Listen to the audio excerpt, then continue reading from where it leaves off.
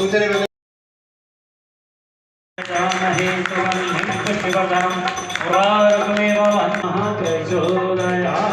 कार्यकर्ता भी हमारे, इनका स्वागत तो हो गए, लेकिन ये भी स्वागत करने आ रहे हैं। स्वागत करने के लिए हमारे मीडिया के साथी शैलेंद्र जी वृक्षारोपण किए थे।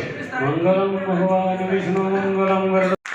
हमारे दरबार में है और मृत्यु भी होती है, और उसके बीच में वो अपना जीवन हम गौरवशाली इसलिए हैं, अच्छे सद्भाव की पढ़ेंगे।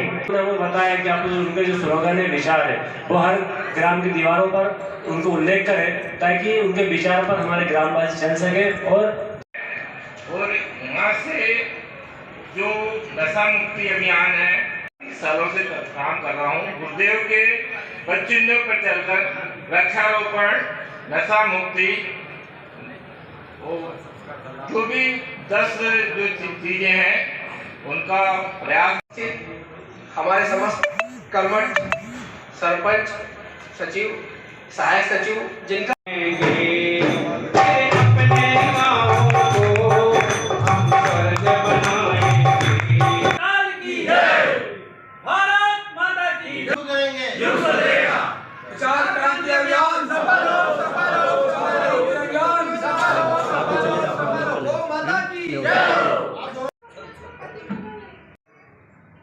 और इसी कारण व्यक्तियों के द्वारा स्थापित संगठन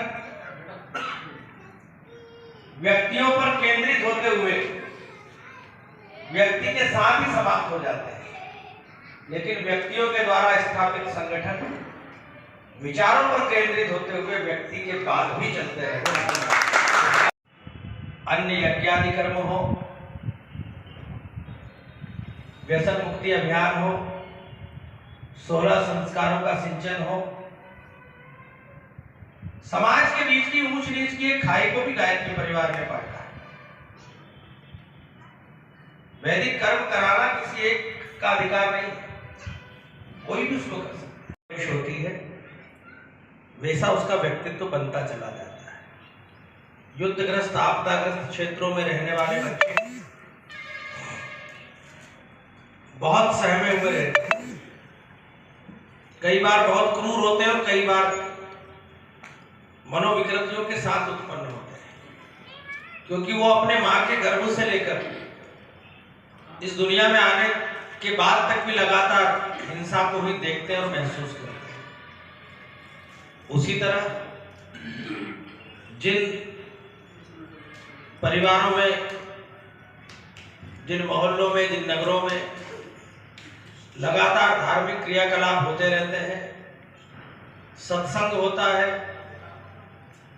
वैदिक कर्म होते हैं, वहां की संतानें संस्कारवान होती हैं। और इसलिए समाज में सात्विकता, सकारात्मकता का भाव जागृत रहे, इस हेतु कई सारे मिशन इस देश में प्रारंभ हुए जो अनवरत चल रहे हैं।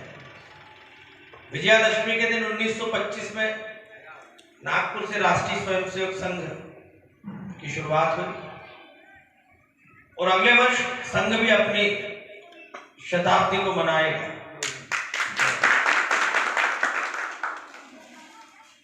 गायत्री परिवार, आचार्य श्री राम शर्मा जी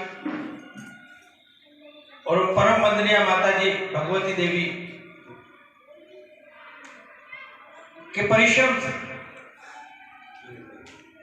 पूरी दुनिया तक पहुंचते पहुंचते आज अपने लक्ष्य को बहुत हद तक प्राप्त कर चुका है। लेकिन जिस तरह सामाजिक क्षेत्र में परिवर्तन और लगातार काम करने की आवश्यकता रहती है, उसी तरह ये सामाजिक संस्थाएं, ये संगठन भी अपने काम को लंबे समय तक इस समाज में करते रहेंगे, क्योंकि जब तक अंतिम व्यक्ति नहीं सुधर जाता, जब तक अंतिम व्यक्ति तक ज्ञान संस्कार नहीं पहुंच जाते, तब तक हमारा काम पूर्ण नहीं हो सकता।